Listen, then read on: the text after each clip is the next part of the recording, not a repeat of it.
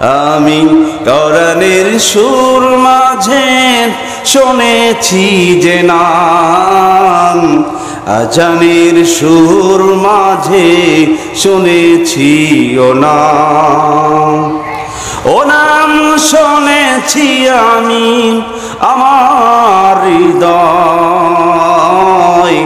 হে রাসূল নবীজি তোমায়, হে রাসূল নবীজি তোমায়। ও নামে এত জাদু এত মধুময়, ও নাম নিয়ে ফুল সুরভি ছড়ায়। ও নামে এত জাদু এত মধুময়, ও নাম নিয়ে ফুল সুরভি ছড়ায়। ও নামের সুর তোলে শুধু গেয়ে যেতে চাই। হে রাসূল নবীজি তোমায়, হে রাসূল নবীজি তোমায়। আরশের বুকে লেখা ও মধুর নাম, তামাম আলম কুল জানাই সালাম। ব্যথিত মানবতা খুঁজে ফিরে হায়।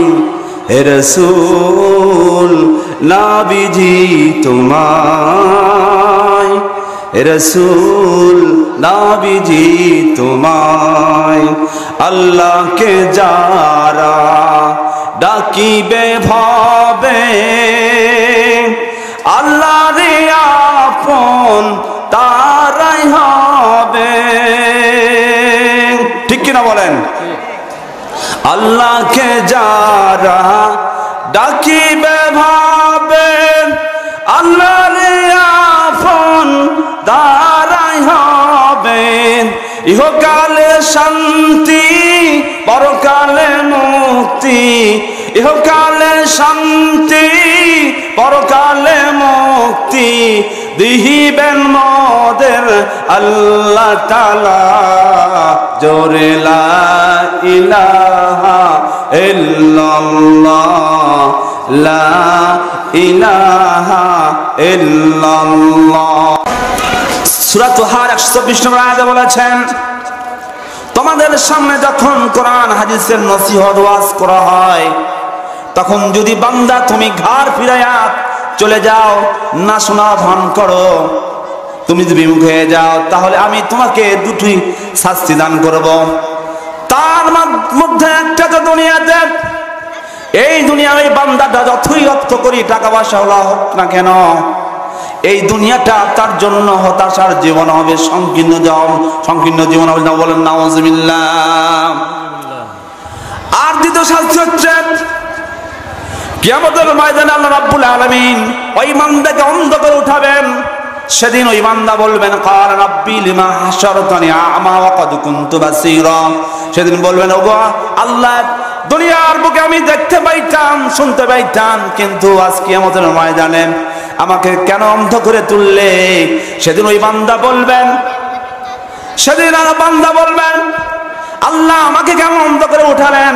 সেদিন আল্লাহ তাআলা বলবেন, ওগো আমার বান্দা, দুনিয়াতে তোমার বাড়ির পাশে কোরআনের মাহফিল বসেছিল, তুমি চাষ চলে গান বাজনায়, টিভির সিনেমায়, আত্মীয়স্বজনের সঙ্গে, অথবা ব্যক্তিগত শত্রুতার কারণে, অথবা ভিন্ন কোন ইসলাম বিরোধী দল করার কারণে তুমি উক্ত মাহফিলে, কোরআনের মাহফিলে তুমি ইচ্ছা করে আসো নাই। আজ ঠিক তো তোমাকে আমি এই কিয়ামতের ময়দানে অন্ধ করে উঠাই। জোরে বলেন নাউযুবিল্লাহ। সম্মানিত উপস্থিতি, কিয়ামতের আল্লাহ রাব্বুল আলামিন যখন আদমকে সৃষ্টি করার নিয়ত করলেন, তখন সমস্ত ফেরেশতাদেরকে নিয়ে আল্লাহ রাব্বুল আলামিন মালায়েকা ফেরেশতাদের নেতাদের নিয়ে আল্লাহ তাআলা মাশওয়ারা করলেন, আলোচনা করলেন, পরামর্শ করলেন। সেদিন আল্লাহ তাআলা বললেন, ওয়াইয ক্বালা রাব্বুকা লিল মালাইকাতি ইন্নী জাইলুন ফিল আরদি খলিফা।